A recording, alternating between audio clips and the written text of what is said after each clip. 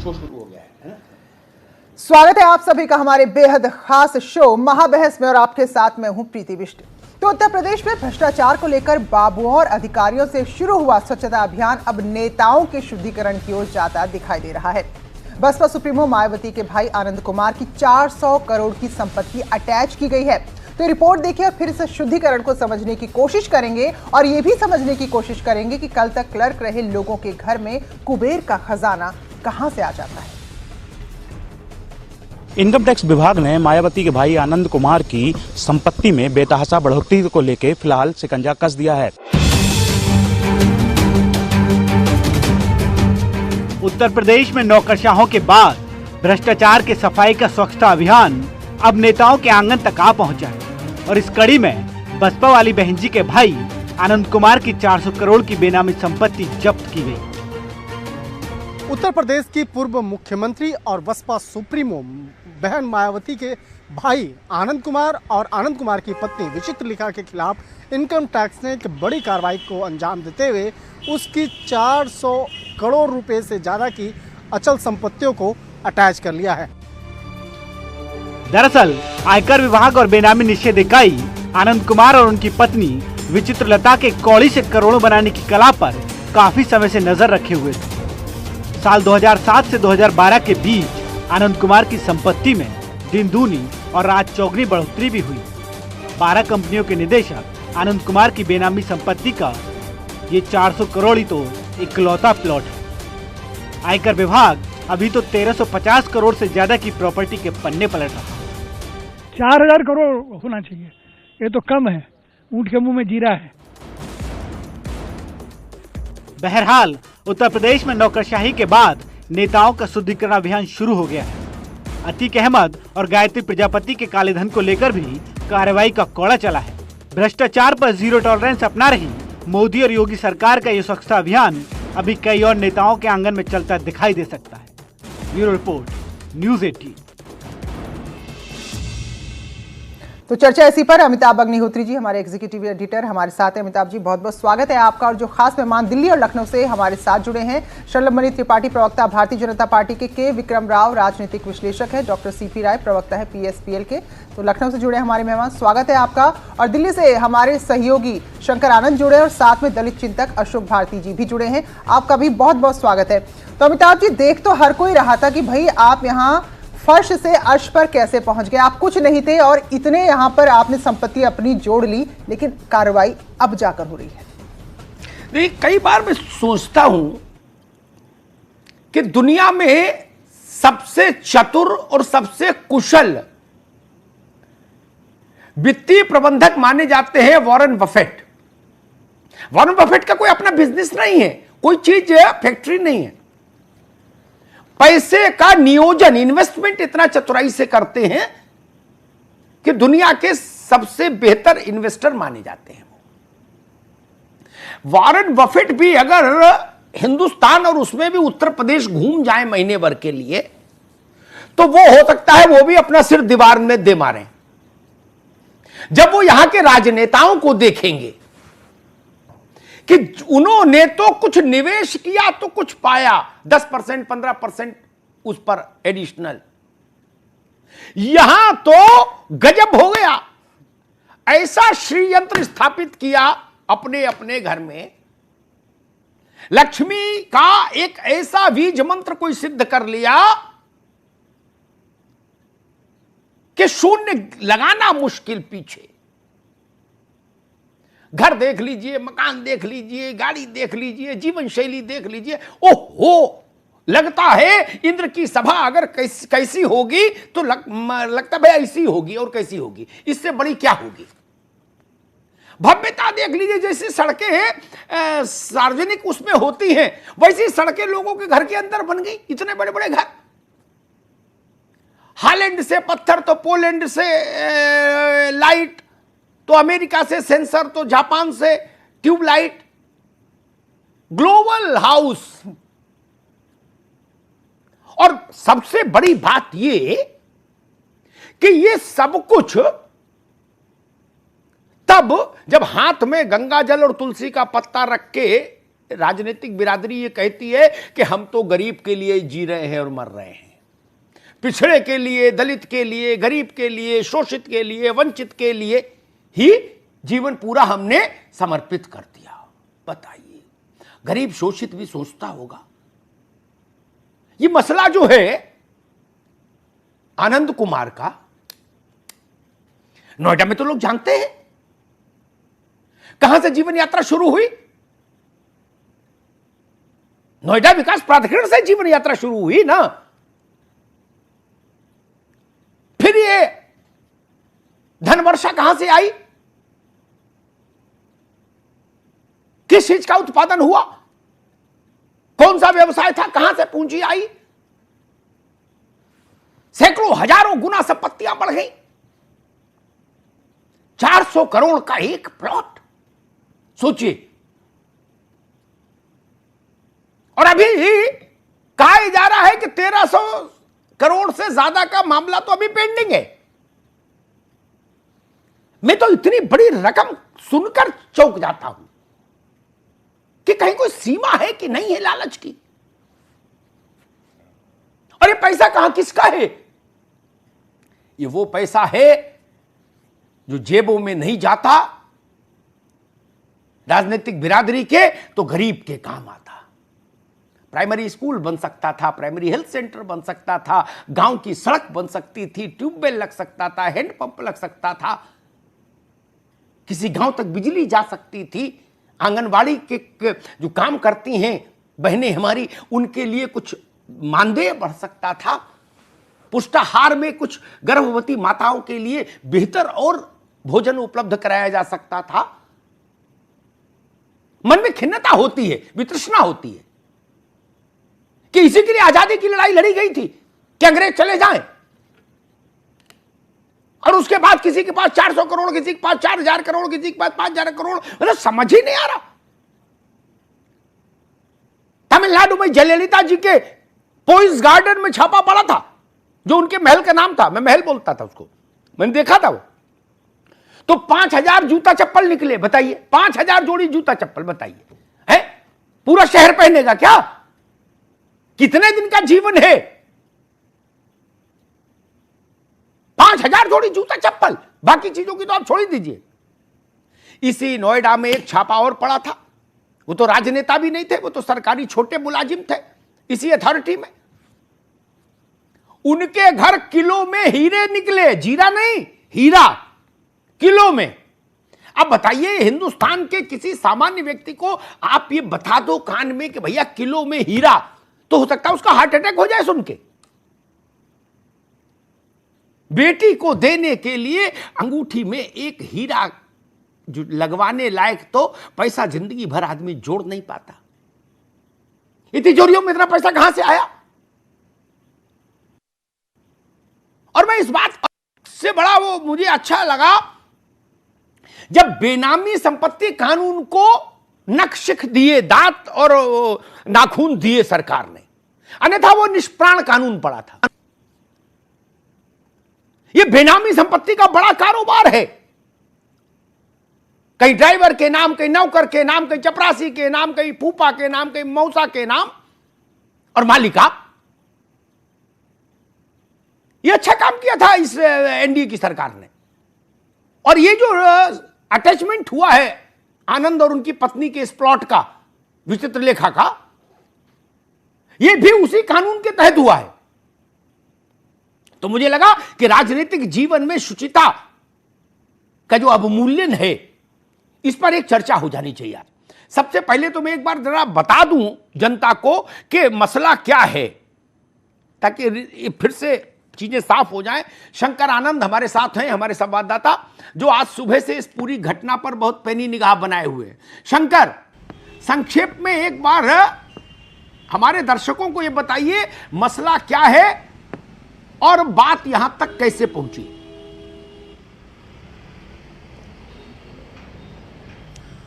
जी अमिताभ जी, मैं बताना चाहूँगा, जो आप कह रहे थे भव्य इमारत, मैं इस वक्त में जो मायावती का जो पार्क है, मैं उसी पार्क के ठीक पास में खड़ा हूँ।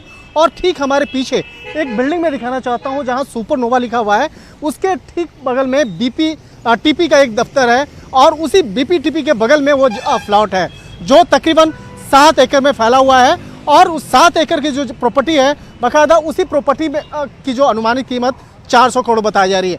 लेकिन वो कहाँ से स्टार्ट हुआ, कैसे 400 करोड़ की वो प्रॉपर्टी खरीदी गई, मैं उसके वो बताना चाहूँगा। ये इनकम टैक्स का वो दस्तावेज है जिसमें एक नाम आप देख रहे हैं, vision town planners private limited. ये वो इनकम टैक्स का दफ्तर है, दस्तावेज है जिसमें ये बताया गया कि इसी कंपनी में सबसे शुरुआती तौर पे 6 करोड़ रुपये देकर आनंद कुमार की एंट्री होती है और वो 6 करोड़ रुपये दे करके उस कंपनी में घुसते हैं और धीरे धीरे वो पूरी जो कंपनी का जो शेयर है वो ले लेते हैं, जो बाद में और तकरीबन 400 करोड़ रुपये जो है वो अथॉरिटी को दिया जाता है। लेकिन वो 400 करोड़ रुपये जो दिया जाता है वो कई सेल कंपनियों के मार्फत दिया जाता है। सेल कंपनियां यानी कि फर्जी कंपनियों के मार्फत। तो एक तरह से 6 करोड़ से आपकी एंट्री होती है, 6 करोड़ से आप तकरीबन 600 करोड़ के मालिक बन जाते हैं। तो आज जो ये संपत्ति दिखाई गई है, जो लैंड जिसको इनकम टैक्स ने अटैच किया है 16 तारीख यानी कि 2 दिन पहले जो अटैच किया गया है, तो इसकी जो कीमत है, सरकारी कीमत अभी 400 करोड़ है, लेकिन अनुमानित कीमत इसकी 600 करोड़ से ज़्यादा आंकी जा रही है। शुरुआती तौर पर इसको अटैच किया गया है। अब इस मामले को अब थोड़ी देर के बाद कोर्ट में जाएगा और कोर्ट में जाने के बाद इस मामले पर वो अपील कर सकते हैं। लेकिन अब इस मामले में आगे किस तरह से फर्जी सेल कंपनियों का निवेश हुआ, किस तरह से अथॉरिटी के अंदर में आनंद कुमार की एंट्री होती है और वहां पर एक फर्जी तरीके से पूरा सेल कंपनियों के मार्फत से पैसे दिए जाते हैं, तो इन तमाम मामलों की पड़ताल अब इनकम टैक्स करेगी। तो यहाँ पर अभी सिर्फ एक प्रॉपर्टी के बारे में जिक्र हुआ है जिसकी कीमत अभी 400 बताई जा रही है, लेकिन अभी पूरी फहरिस्त है और कई ऐसी प्रॉपर्टियां हैं जिसके बारे में इनकम टैक्स ने खंगाला है और निश्चित तौर पे आने वाले वक्त में उन तमाम प्रॉपर्टियों के बारे में धीरे धीरे उसके अटैचमेंट होंगे। और इस मामले में जल्द ही ईडी एक बड़ी कार्रवाई करने वाली है। जहाँ तक हमारे ईडी के सूत्र बता रहे हैं कि जल्द ही ईडी के पास जो तमाम जो सबूत मिले हैं, तथ्य मिले हैं, दस्तावेज मिले हैं, उसके आधार पर ईडी भी अब इस मामले में आगे बढ़ने वाली है। अब ईडी और इनकम टैक्स की बात करें तो जैसे 10 रुपये का आपने कोई भ्रष्टाचार किया है तो 10 रुपये से जो आपने 10 संपत्ति खरीदी है, तो सबसे पहले ये जांच एजेंसियां उन प्रॉपर्टियों को अटैच करती है। जो संपत्ति आपने गलत तरीके से खरीदा है उसका अटैचमेंट होता है। तो निश्चित तौर पे जो आप कह रहे थे, आज केंद्र सरकार ने जिस तरह से बेनामी संपत्ति कानून को एक जो आधार दिया गया है उसी के तहत ये कार्रवाई हो रही है। जो पहले इस धाराओं के अंतर्गत बहुत ज़्यादा कार्रवाई नहीं होती थी, अब इनकम टैक्स और ईडी को काफ़ी पावर दिया गया है, उसी के आधार पर यह कार्रवाई हो रही है। एक बात और मैं जिक्र करना चाहूँगा, जिस वक्त में नोटबंदी के समय में आप और हम एक साधारण व्यक्ति बैंक के सामने 5,000 और 10,000 रुपया जमा करने के लिए सोचते थे, उस वक्त में करीब कई करोड़ रुपया जो है वो बैंक में जमा हुए, वो राजधानी दिल्ली के करोल बाग स्थित बैंक में जमा हुए। तो उससे भी संबंधित जो जानकारी मिली थी, अब आने वाले वक्त में जल्द ही उस मामले पे भी कार्रवाई होने वाली है। ठीक बात, किस तरह से बैंक में करोड़ों रुपया जमा होते हैं। काफी महत्वपूर्ण जानकारियां आपने दी। मुझे याद है शंकर ने जिक्र कर दिया नोटबंदी का। मुझे याद है मैं भी बैंक की लाइन में लगा था तो 2-2 हजार के 2 नोट बदल पाए मिले थे, 4,000 रुपए देने के उसमें, और उंगली पे निशान लगवाया था वोटिंग जैसा। 3 घंटे लगे नोट बदलने में, तब 4,000 रुपया पाया घर खर्चे के लिए। भैया के खाते में कई करोड़ रुपया आए नोटबंदी में, कई करोड़। ये क्या तमाशा है भाई? इस गरीब मुल्क को लूट के खा जाना चाहते हो क्या? ननकू लाइन में लगे, रज्जाक लाइन में लगे, अमिताभ अग्निहोत्री लाइन में लगे 4,000 रुपए के लिए, और लोगों के खातों में करोड़ों करोड़ आ रहा है, करोड़ों करोड़ जा रहा है। नोटबंदी का कोई असर ही नहीं। सबसे पहले मैं बात शुरू करूंगा अशोक भारती से। अशोक जी, इस देश ने कर्पूरी ठाकुर जैसा नेता देखा जी। मैं कर्पूरी जी के विवेचन में नहीं जाऊंगा, लेकिन सार्वजनिक जीवन में ईमानदारी का सूर्य थे, सूर्य कर्पूरी ठाकुर।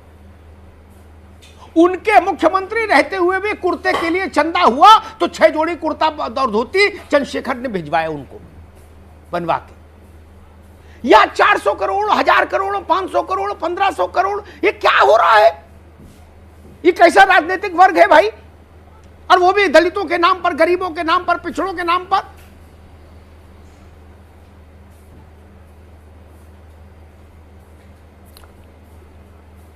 अग्निहोत्री जी, ये जो गंगा है ये तो हर एक के घर में जाती है। ये गंगा केवल दलित के घर में नहीं है, ये इस देश की हर जाति के नेता के घर में है। लेकिन झाड़ू, अभी सुखराम शर्मा जी का नाम आपको याद होगा, उनके घर में भी थी झाड़ू। तो ये जो राजनीति को अपने घर में वेल्थ इकट्ठा करने का बना लिया है, ये एकदम इसकी सफाई होनी चाहिए।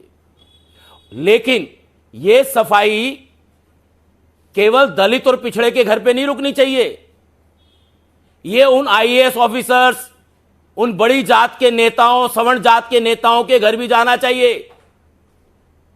और ऐसा बहुत सारे लोग जानते हैं, हम लोग सार्वजनिक जीवन में जानते हैं कि बहुत सारे लोग ऐसे हैं जिनका आप जिक्र कर रहे थे, जिनके पास कुछ नहीं था, आज वो करोड़ों में घूमते हैं, करोड़ों में खेलते हैं।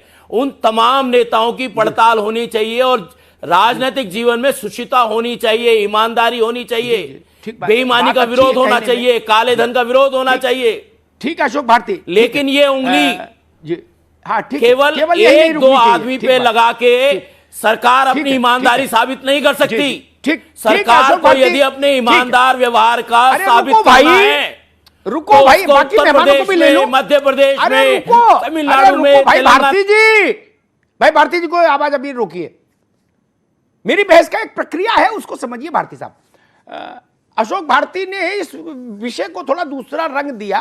उन्होंने कहा केवल दलित पिछड़े घर नहीं होना चाहिए, जो आईएएस हैं भ्रष्ट, उनको भी। मैं एक आंकड़ा रख दूं उनकी जानकारी के लिए। आंकड़ा संसद में रखा गया, इसलिए प्रामाणिक है। नेताओं ने नहीं बोला, संसद में लिखित तौर पर दिया गया। केंद्रीय सेवा के 312 अधिकारी कदाचार, अनाचार, कर्तव्य में प्रमाद, इन 3 आरोपों के चलते सेवा मुक्त किए गए। अभी 312, उसमें जो लिस्ट मैंने देखी थी, सरसरी तौर पर इतना कह सकता हूं, आधे से ज्यादा सवर्ण हैं।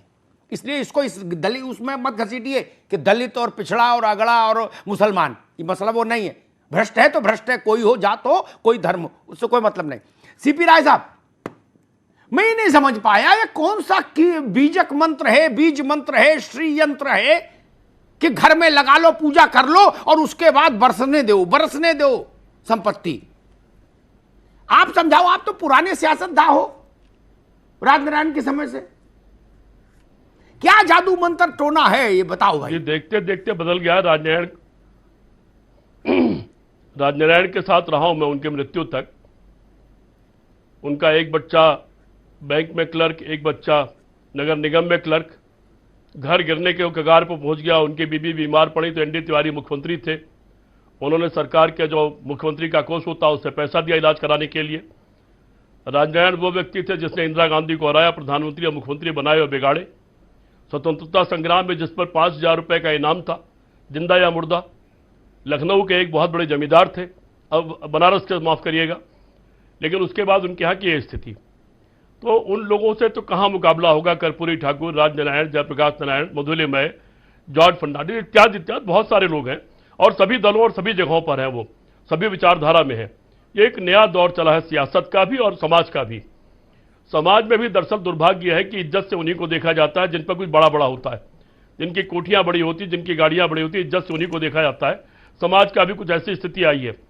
लेकिन ये जो हुआ है शुरू, अच्छा कहा उन्होंने कि एक बात ठीक है उन्होंने बड़ी जाति और छोटी जाति कर दिया। मैं ये कह रहा हूं कि हिंदुस्तान का जो भी हो, सबको पता है कि नोएडा में बड़ी बड़ी प्रॉपर्टी होती है, लखनऊ में विपुल खंड से लेकर कुछ खंड तक बहुत महंगी महंगी प्रॉपर्टी होती है।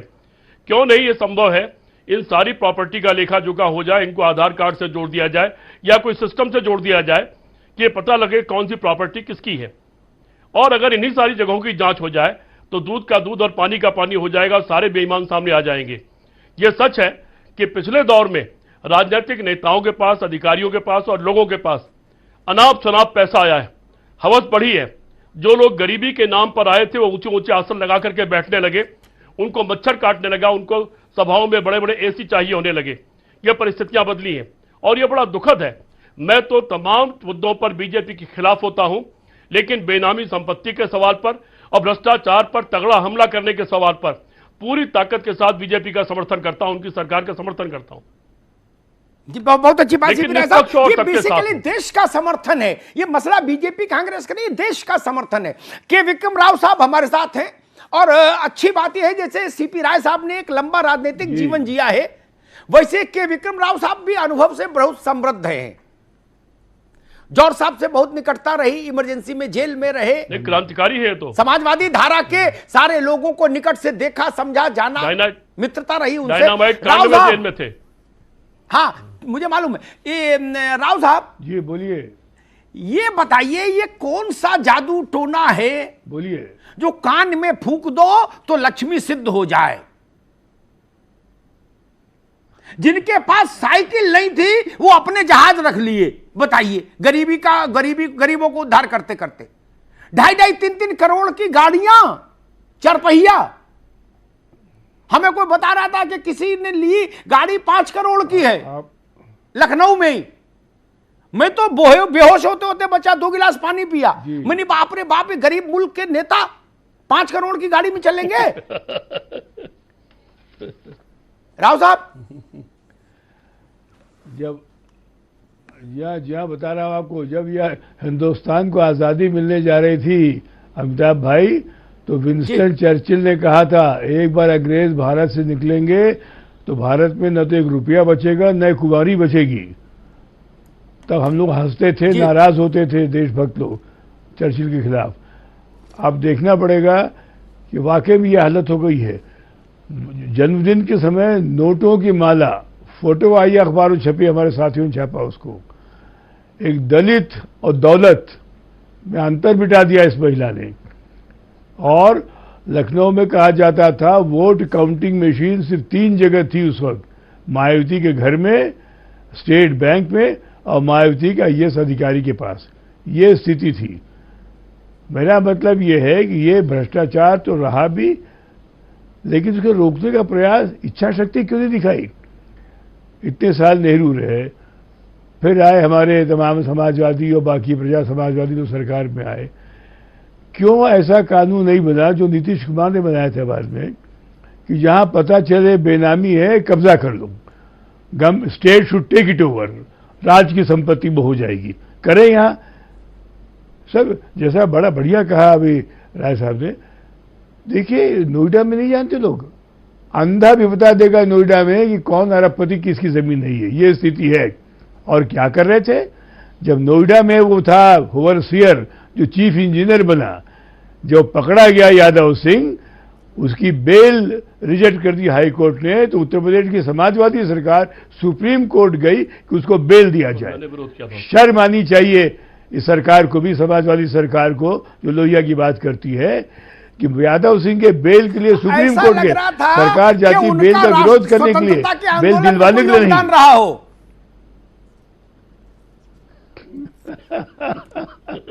मैंने विरोध किया था उस समय। क्या बात कही आपने। तो मैं आपको बता रहा हूं, कड़ाई से कानून का पालन क्यों नहीं करते हैं प्रधानमंत्री। इसके पहले भी लोग थे। देवगढ़ा गरीब किसान का था, पता आपको कितनी संपत्ति उनके पास है। उनके पोते और दोनों हार के चुनाव। ठीक है, विक्रम राव साहब, ठीक है विक्रम राव साहब, मैं शलभ मणि के पास चलूंगा, लेकिन एक बात कह दूं, आपसे अच्छा कौन है जो उत्तर दक्षिण दोनों को बराबर जानता है? लेकिन मेरा अनुभव ये कहता है कि दक्षिण वालों को ज्यादा बड़ा मंत्र सिद्ध है। उत्तर भारत के भोड़े हैं, इनका दिख जल्दी जाता है। इनका बस चले सोने की चप्पल पहनने लगेंगे, ऐसे ऐसे मूर्ख हैं। तो सोने की कार ले लें, है ना, ये अरब के शेख की तरह हैं। दक्षिण वाले तो कोई 5,000, 10,000, 20,000 करोड़ से नीचे का खेल ही नहीं खेला। वहां तो हरि अनंत, हरि कथा अनंता। ठीक ही ठीक है। शलभ मणि, आनंद के यहां छापा पड़ा, अच्छी बात। बाकी के यहां भी पड़े, अधिकारी हो, नेता हो, जो भी भ्रष्टाचार करे वो जेल जाए। हम तो पहले दिन से इस बात के पक्षधर रहे, कोई सरकार रहे कोई रहे। आज जो हुआ उसके लिए बधाई। एक विचार मेरे मन में आता है, सब जग जानता है कि यह कोठी किनकी है। डिस्ट्रिक्ट मजिस्ट्रेट नहीं जानता, सरकार नहीं जानती, वो जांच कराती है। गार्ड जानता है, गार्ड से पूछ लो जाके कौन मालिक है, वो बता देता है कि भैया फला है, ठीक। और नोएडा, ग्रेटर नोएडा, नोएडा और गाजियाबाद के कुछ इलाके और लखनऊ के कुछ इलाके, इनमें तो एक रैंडम चेकिंग करा ही लेनी चाहिए। एक रजिस्टर लेके निकले और गार्ड से पूछता रहे किसी का मकान है, वो बता देंगे फला नेता का है, फला सेक्रेटरी साहब का है। और अगर वो ननकू के नाम करा दिया है तो ननकू को थाने बुला के पूछो भाई तुम्हारे पास पैसा कहां से आया ये 200 करोड़ की प्रॉपर्टी खरीदने का, तो ननकू बताएगा। राजस्थान में एक नेताजी ने राजस्थान की एक गरीब महिला के नाम रजिस्ट्री करा दी 150 करोड़ की, उसके बदले में उनको 10 लाख रुपए दिए उनके पति को। महिला को जब पुलिस पकड़ के लाई तो उसने कहा भाई हमको तो 10 लाख रुपया मिला था हमारे पति को, और इनने कहा अंगूठा लगा दो, मैंने लगा दिया, मैं जानू। तो ये सरल काम क्यों नहीं हो पाता?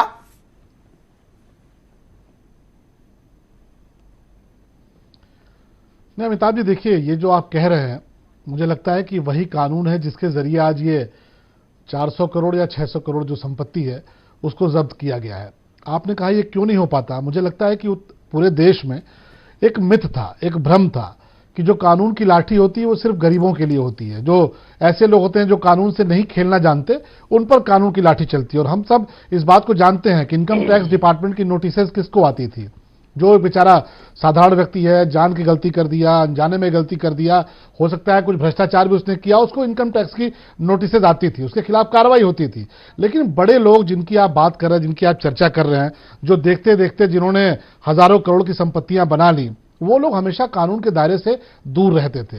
लेकिन प्रधानमंत्री जी ने यही संकल्प लिया था। अगर आपको याद हो तो मेरठ की जनसभा में उन्होंने कहा था, पिछले चुनाव में, इस चुनाव में नहीं, पिछले चुनाव में, जब जनधन खातों के बाद विधानसभा का चुनाव हो रहा था, तो उन्होंने कहा था कि बहुत से लोग आपके जनधन खातों में पैसा जमा करेंगे लेकिन आप उन पैसों को निकालिएगा मत, क्योंकि प्रधानमंत्री को इस बात का पूरा इल्म था, पूरी जानकारी थी कि जनधन खाते खुल रहे हैं, बहुत से ड्राइवर्स के नाम पर इन्वेस्टमेंट होगा, बहुत से लोगों के नाम पर इन्वेस्टमेंट होगा, उसी में नोटबंदी भी हुई। तो ऐसा नहीं है, प्रधानमंत्री जी का लक्ष्य बहुत स्पष्ट था और इच्छा शक्ति थी। इच्छा शक्ति का ही आज कारण है कि ये भ्रम टूटे हैं, ये मिथ टूटे हैं। और बहुत से लोग, आप अगर उत्तर प्रदेश की बात करिएगा अमिताभ जी, तो नई सरकार बनने के बाद से जब अमित शाह जी ने गृह मंत्री के तौर पे काम संभाला, प्रधानमंत्री जी ने काम संभाला, उत्तर प्रदेश में लगातार छापे पड़े हैं। चीनी मिल घोटाले में छापा पड़ा, खनन घोटाले में छापा पड़ा। जिस अतीक अहमद के यहां लोग वारंट तामील कराने भी नहीं जाते थे कि वहां जाएंगे तो उनके आसपास जो गुर्गे रहते हैं उनको पीटेंगे, आज वहां पे सीबीआई चढ़कर छापा मार के आई और उनके यहां से गिरफ्तारी हुई है। तो ये जो भ्रम था, ये जो मिथ था कि नहीं कानून केवल गरीब लोगों और साधारण लोगों के लिए है, वो मिथ टूटा है। और निश्चित तौर पे इसके लिए कोई नहीं, इस देश की जनता इसके लिए उसका श्रेय जाता है, क्योंकि देश की जनता ने एक ईमानदार नेतृत्व चुना है, देश की जनता ने आशीर्वाद दिया है और इसी काम का आशीर्वाद दिया है कि जो भ्रष्टाचारी हैं वो चाहे किसी भी जाति से आते हो, किसी भी पंथ से आते हो, किसी भी विचारधारा से आते हो, उनके साथ भ्रष्टाचारी जैसा सलूक किया जाए। लेकिन आपको ये परिणाम देखने को मिल रहा है। तेज होनी चाहिए, गति और तेज होनी चाहिए। एक मुझे ब्रेक पर जाना है, लेकिन एक सवाल मेरे जहन में आता है, ब्रेक के बाद उस पर भी जरूर चर्चा करूंगा। एक आंकड़ा में देख रहा था विक्रम राव साहब, भारती जी, इस देश में 80% जनता 200 रुपया प्रतिदिन से कम की आय रखती है, ठीक? और 80% से ज्यादा जनता वो है जो 150 रुपया के भीतर दिन भर में खर्च करती है, इससे ऊपर नहीं। इस आंकड़े को ध्यान रखिए। तो फिर इस मुल्क में 2000 का नोट किसके लिए है, क्यों है? जिस मुल्क में 80% आबादी का वास्ता इतने छोटे करेंसी से हो, उस मुल्क में 2000 का नोट किसके लिए रखा? ये सबसे पहले ये क्यों नहीं बंद हो? मैं तो कहता हूं केवल 100 का नोट चलाओ, भ्रष्टाचारी को भी तो समझ में आए। लाख सिर पर कितना ला देगा? 50 ट्रक भर जाएंगे एक प्लॉट में, एक प्लॉट के पैसे में। कहां रखोगे 50 ट्रक? स्वागत है ब्रेक के बाद। तो जो कार्रवाई हुई है आज मायावती उनकी भाई की संपत्ति को लेकर, उसी पर चर्चा है। अमिताभ जी, अच्छी बात है कि एक निशक्त जो कानून पड़ा था उसे सशक्त किया, उसका असर दिख रहा है। तो जो आप ब्रेक पर जाने से पहले बात भी कर रहे थे नोटों को लेकर, जो करेंसी चलाई 2000 की, तो क्या वाकई में काम नीचे से होना चाहिए कि वो मौके ही खत्म हो जाए, वो स्कोप ही खत्म हो जाए कि आप भ्रष्टाचार कर सकें? हाँ देखिए, 2000 के नोट का लॉजिक समझ में नहीं आया, न मुझे आया न देश में लोगों को आया। 2000 का नोट भारत जैसे देश में बहुत बड़ा नोट है, क्यों हो, खुला नहीं मिलता उसका। एटा, इटावा, फर्रुखाबाद, गाजीपुर, मऊ, पडरौना, जालौन, बरुआ सागर, वहां 5 मोहल्ले घूम आओ तो परचूनी वाला 2000 का नोट खोल पाएगा कोई? एक ऐसा मिलेगा? क्यों भाई, क्यों चले? लेकिन एक मेरे दिमाग में सवाल और भी आता है, अशोक भारती जी, क्या यह कमी जनता में नहीं, हमारी, हम लोगों में नहीं, कि हम जिनको अपना राजनीतिक तौर पर प्रतीक बनाते हैं उनसे यह सवाल नहीं पूछते कि भैया जब पहली बार आए थे तो ऐसी इस अवस्था में थे, इस बार आए हो तो लग रहा है इंद्र के दरबार से सीधे लौटे हो, ये माया कहां से आई? अगर जनता ये सवाल करना शुरू कर दे तो शायद नेता सबसे पहले सुधरें।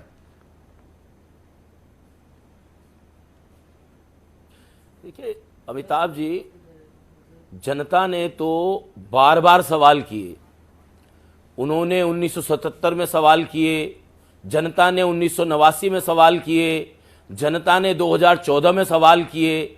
लेकिन हमको ये समझना पड़ेगा कि चुनाव की पूरी जो प्रक्रिया है वो केवल पैसे और भ्रष्टाचार पर आधारित है। जब तक हम ये चुनाव की प्रक्रिया में बदलाव नहीं लाएंगे और इस बदलाव में जब तक राज्य जो है चुनाव को फाइनेंस नहीं करेगा और ये जो सिंपल बहुमत से जीतने वाला मसला है इसको प्रोपोर्शनेट चुनाव व्यवस्था में नहीं बदलेंगे, तो तब तक जो पैसे का खेल चुनाव में चलता रहेगा। और अगर पैसे का खेल चुनाव में नहीं होता, हमको पता है, अभी हमने 2019 का चुनाव देखा है, कितने बड़े पैमाने पर पैसे का इस्तेमाल हुआ है, वो पैसा कहां से आया। और आप 2000 रुपए के नोट की बात कर रहे थे, शलभमणि त्रिपाठी जी को बताना चाहिए कि प्रधानमंत्री नरेंद्र मोदी जी ने 1000 का उठा के 2000 का नोट क्यों किया। पूछना चाहिए हमें कि हम तो नोटबंदी के जरिए काला धन को निकालना चाहते थे ना। ठीक है, काला धन निकला नहीं, जितना पैसा। ठीक है, एक मिनट रुको भाई। ठीक है भारती जी, ठीक, आपने वैलिड सवाल उठाया, इसीलिए मैंने सवाल उठाया था, उसमें शलभ जी भी शामिल थे। विक्रम राव साहब, चुनाव की बात की जाती है कि चुनाव है इसलिए हमको भ्रष्टाचार करना जरूरी है, क्योंकि चुनाव लड़वाना है। हम लोग भी दूल्हा नहीं बने लेकिन बारातें बहुत की, पत्रकारिता कर रहे हैं तो सब नेताओं को देखा है नजदीक से, चुनाव भी देखे। मैं ऐसा मानता हूं, अपनी अंदर तिजोरी में जो चला गया वो कोई खर्च नहीं कर रहा चुनाव में। तिजोरी वाला अलग है कोटा, चुनाव वाला अलग है, दोनों के कमरे अलग अलग हैं।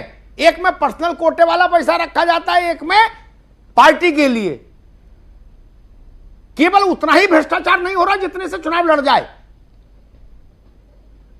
उसके अतिरिक्त का भ्रष्टाचार। विक्रम राव साहब जी, दो उदाहरण दो। आपने जो बात कही उसी के समर्थन में दो बता दूंगा आपको। पंडित सुखराम शर्मा विप्र शिरोमणि, क्या हुआ था जी? जब पैसा पकड़ा गया उनका ये कांग्रेस पार्टी का पैसा था, याद होगा।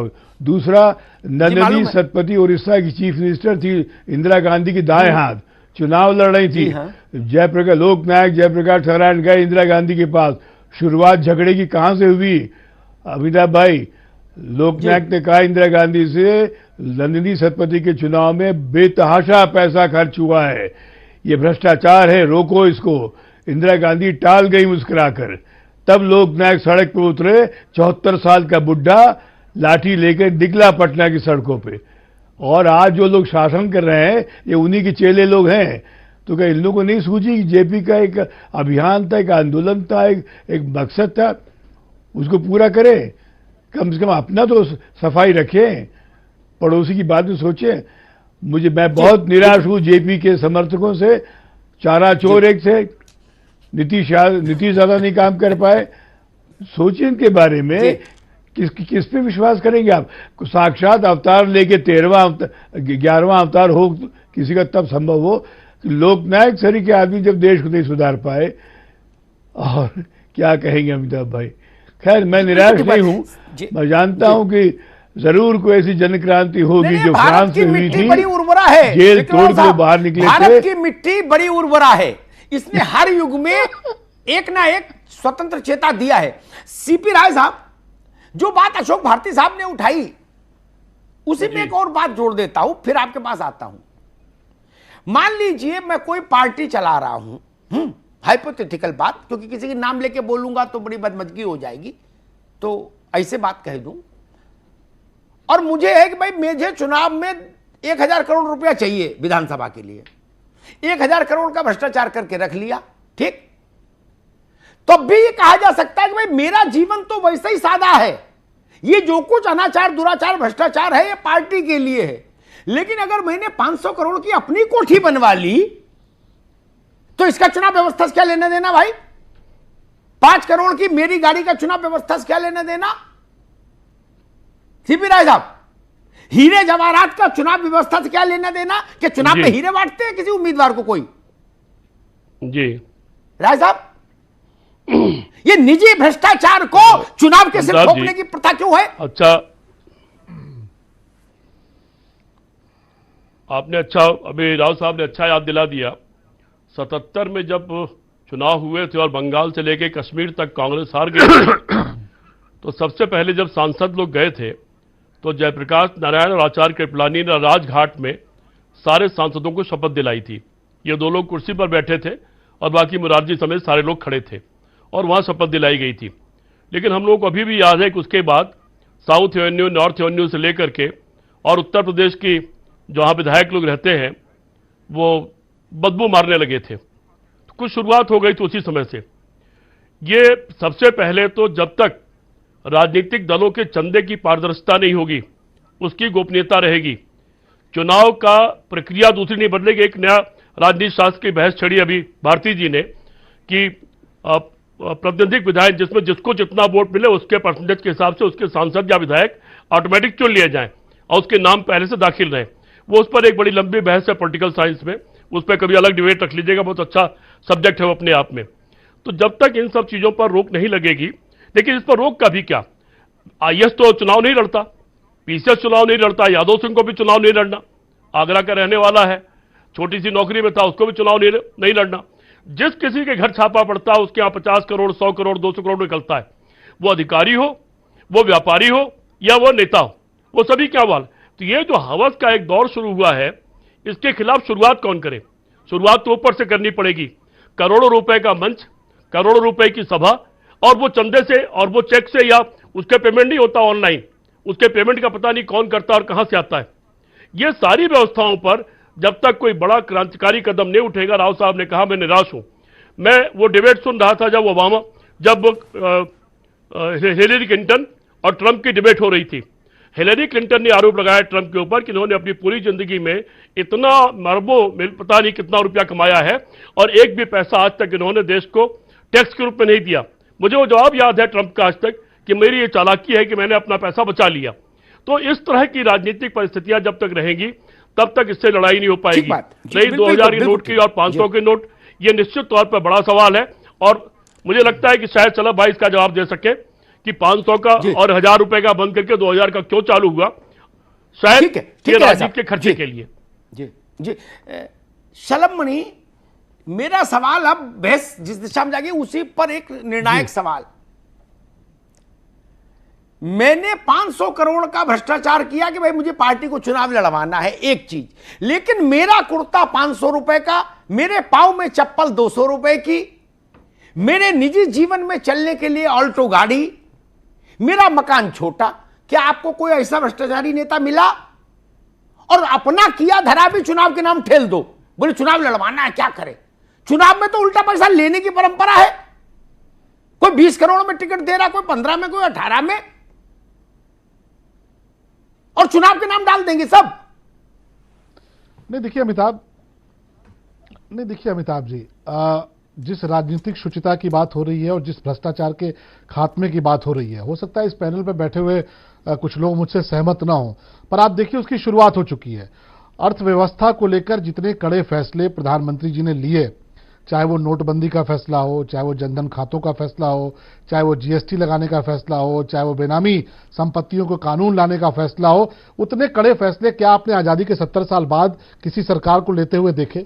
और तब जबकि चुनाव लड़ने थे, आप तमाम जो सवाल यहां उठा रहे हैं नोटों को लेके, तमाम फैसलों को लेके, ये सारे कड़े फैसले प्रधानमंत्री जी ने लिए, लेकिन उसके पीछे आज देश की जनता साथ खड़ी है।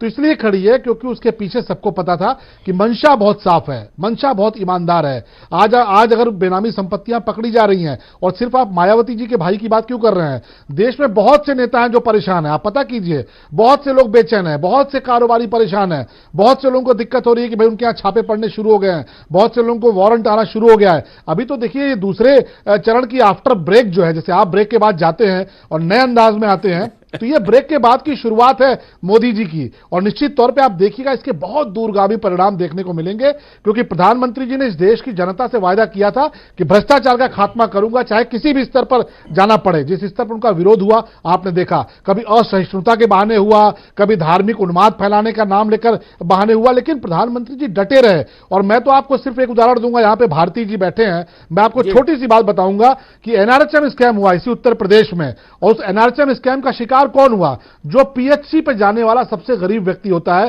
जो सबसे गरीब महिला होती है, वहां पर बच्चों जो नवजात बच्चा होता है, उसकी नार काटने के लिए उसके उस तरह आता है, चाकू आता है, लेकिन उस चाकू एनएचआरएम घोटाले में सामाजिक न्याय का बहुत अद्भुत संतुलन था। हर जाति वर्ग के लोग शामिल थे उसमें, भगवान का नाम लेके, अगले भी, पिछड़े भी, दलित भी। हाँ, लेकिन शिकार कौन हुआ?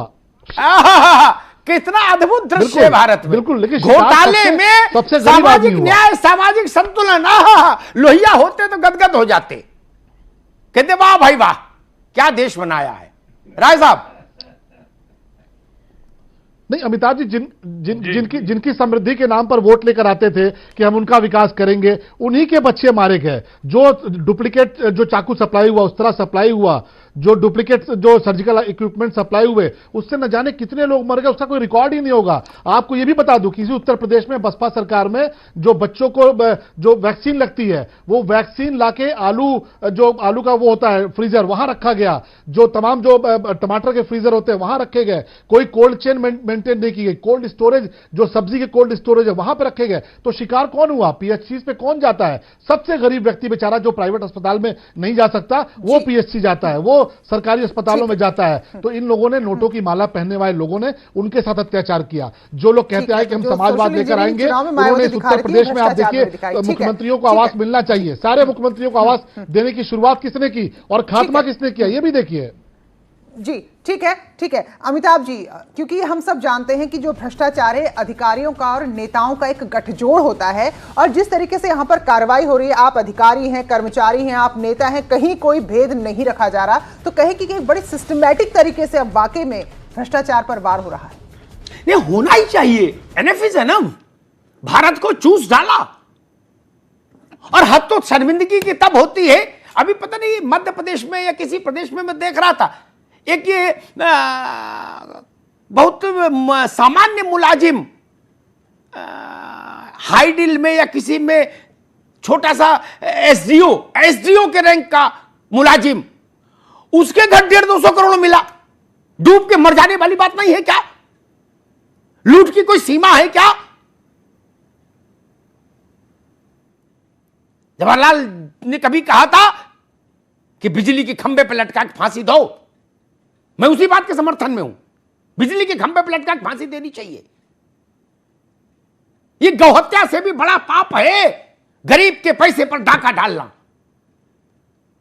और यह उससे भी बड़ा पाप यह है कि उसको राजनीतिक चुनावी व्यवस्था से जोड़ देना और उसको शुद्ध बताने की कोशिश करना कि क्या करें, मजबूरी है, चुनाव लड़वाना है। आइए, इतनी ही हिम्मत जुटा लीजिए, अपना कुर्ता 500 रुपए का रखिए, चलिए ठीक है, तब भी हम मान लेंगे कि आप व्यक्तिगत तौर पर तो ईमानदार हैं, पार्टी के लिए कर रहे हैं। फिर आपको तो 500 करोड़ के मकान की जरूरत नहीं होनी चाहिए, आपके मकान में विदेश से पत्थर आके नहीं लगना चाहिए, आपके मकान में तो 80 लाख का झूमर नहीं लगना चाहिए। उसका पार्टी के चुनाव लड़ने से क्या लेना देना? ये देखे हुए दृश्य बता रहा हूं, देखे हुए। ये 5 करोड़ की गाड़ी में चलते हैं और फिर कहते हैं कि चुनाव व्यवस्था खराब है भारत की। अरे आपका ईमान खराब है, आपका मन खराब है, आपकी नीयत खराब है। इसी व्यवस्था में जयप्रकाश हुए, इसी व्यवस्था में लोहिया हुए, दीनदयाल हुए, बाबा साहेब हुए। वो लोग इस व्यवस्था में नहीं हुए थे क्या? इसी भारत में दीनदयाल जी की संपत्ति एक झोला, लोहिया के नाम कोई बैंक अकाउंट नहीं, कोई मकान नहीं, कोई दुकान नहीं, कोई प्रॉपर्टी नहीं, कोई प्लॉट नहीं। 10वीं मुख्यमंत्री बना दिए लोहिया ने। अपना पाप व्यवस्था के सिर मत डालिए। और जिन लोगों का निजी जीवन आर्थिक ईमानदारी के साथ खड़ा होता है, उनके लिए जनता के मन में श्रद्धा होती है, ये जान लीजिए। सब कुछ व्यवस्था के नाम डाल के अपने पापों को शुद्ध करने की कोशिश मत करिए। और जो बात सीपी राय कह रहे थे, मैं उसी के समर्थन में हूं। भ्रष्टाचार के विरुद्ध ऑपरेशन ऑल आउट जितनी प्रतिबद्धता से चले, जितनी तेजी से चले, युद्ध स्तर पर चले, मैं उसके समर्थन में हूं, देश उसके समर्थन में है।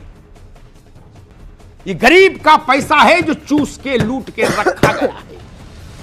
ये मुगलों से ज्यादा गंदा काम है, ये अंग्रेजों से ज्यादा गंदा काम है। अंग्रेज हमारे नहीं थे, आप तो हमारे थे। कल तक हमारे बीच में बैठ रहे थे, चाय के ढाबे पर चाय पी रहे थे हमारे साथ, साइकिल पर चल रहे थे, पैदल चल रहे थे। आप भी बदल गए। और उस पर भी तुर्रा ये कि गरीब, दलित, वंचित, शोषित, अल्पसंख्यक, इनके कल्याण के लिए हम तो अवतरित हुए हैं।